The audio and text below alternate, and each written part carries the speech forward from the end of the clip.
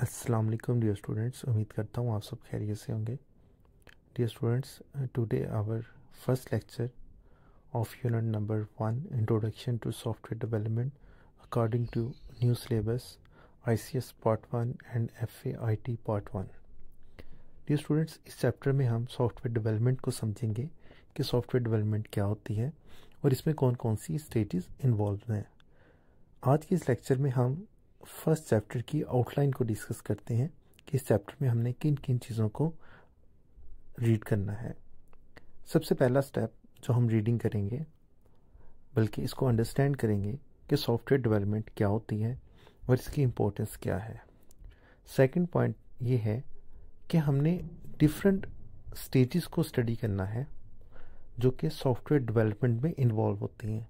यानी एक सॉफ्टवेयर को बनाने में फर्स्ट स्टेप कौन सा होगा, सेकंड स्टेप कौन सा होगा, थर्ड कौन सा होगा, यानी फर्स्ट स्टेप से लेके लास्ट स्टेप तक कौन कौन सी स्टेजेस इन्वॉल्व हैं, जिसको हम सॉफ्टवेयर डेवलपमेंट लाइफ साइकिल भी कहते हैं, उसको हम स्टडी करेंगे। For example debugging, testing and designing patterns.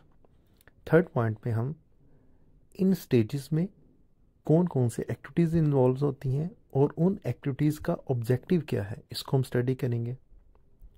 उसके बाद फोर्थ पॉइंट पे हम डिफरेंट सॉफ्टवेयर मेथडोलॉजीज़ को स्टडी करेंगे, यानी एक सॉफ्टवेयर को बनाने के लिए किस मॉडल को फॉलो किया जाता है। डिफरेंट मॉडल्स सॉफ्टवेयर इंजीनियरिंग में पढ़ाए जाते हैं, जिनमें वाटरफॉल मॉडल है और एजाइल मेथड का जिक्र हो रहा है, तो हमने इनको डिटेल में स्टडी करना है।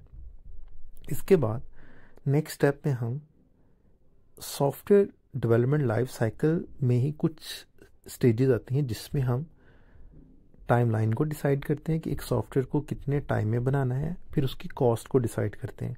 अब कॉस्ट को जब हमने डिसाइड करना है, उसमें हम टीम मेंबर्स को भी डिसाइड करते हैं, टीम मेंबर्स कितने होंगे, उनकी सैलरीज क्या होंगी, वो कितने टाइम में बनाएंगे, तो इसको कॉस्ट फैक्टर कहा जाता है। इसके अलावा रिस्क को मैनेज करेंगे। रिस्क को मैनेज करने का मतलब ये होता है कि आपने ये देखना है कि एक सॉफ्टवेयर को बनाने में जो प्रॉब्लम्स आ रही हैं, जो इश्यूज आ रहे हैं, उसके मल्टीपल या अल्टरनेटिव सोल्यूशन आपके पास मौजूद होने चाहिए।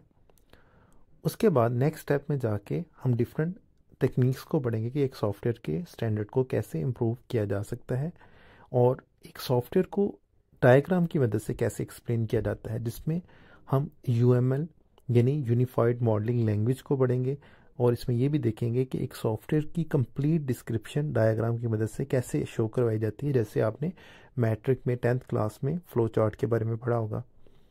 इसके बाद हम डिफरेंट सॉफ्टवेयर डिज़ाइन पैटर्न्स को स्टडी करेंगे, different testing and debugging techniques को स्टडी करेंगे। टेस्टिंग टेक्निक्स में ये होता है कि आप सॉफ्टवेयर को कैसे टेस्ट करते हैं। वाइट बॉक्स टेस्टिंग करते हैं, ब्लैक बॉक्स करते हैं, यूनिट टेस्टिंग करते हैं, सिस्टम टेस्टिंग। डिफरेंट मेथड्स को हमने आगे जाके इस चैप्टर में डिटेल में स्टडी करना है। और लास्ट में हम सबसे इम्पोर्टेंट चीज़ हमने IDE को स्टडी करना है, इंटीग्रेटेड डेवलपमेंट इन्वायरमेंट। ये क्या होता है, मैं एक सिंपल सी एग्जाम्पल दे देता हूँ आपको। आपने HTML सीखनी है, आपने CSS सीखनी है, एक एक लाइन कोड करना सीखना है, लेकिन हमारे पास ऐसे बिल्ट इन टूल्स होते हैं जिनमें हमें कोडिंग नहीं करना पड़ती।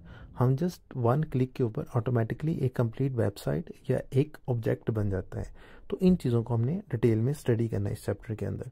तो डियर स्टूडेंट्स, ये था आज का हमारा लेक्चर, जिसमें जस्ट मैंने आपको बेसिक इंट्रोडक्शन दिया है कि इस चैप्टर में हम यानी इंट्रोडक्शन टू सॉफ्टवेयर डेवलपमेंट में हम किन किन चीज़ों को स्टडी करेंगे और इसके बाद हम नेक्स्ट चैप्टर में स्टार्ट करेंगे। तो डियर स्टूडेंट्स, अगर कोई भी आपके माइंड में क्वेश्चन है तो आप इनबॉक्स में क्वेश्चन कर सकते हैं। Thank you so much.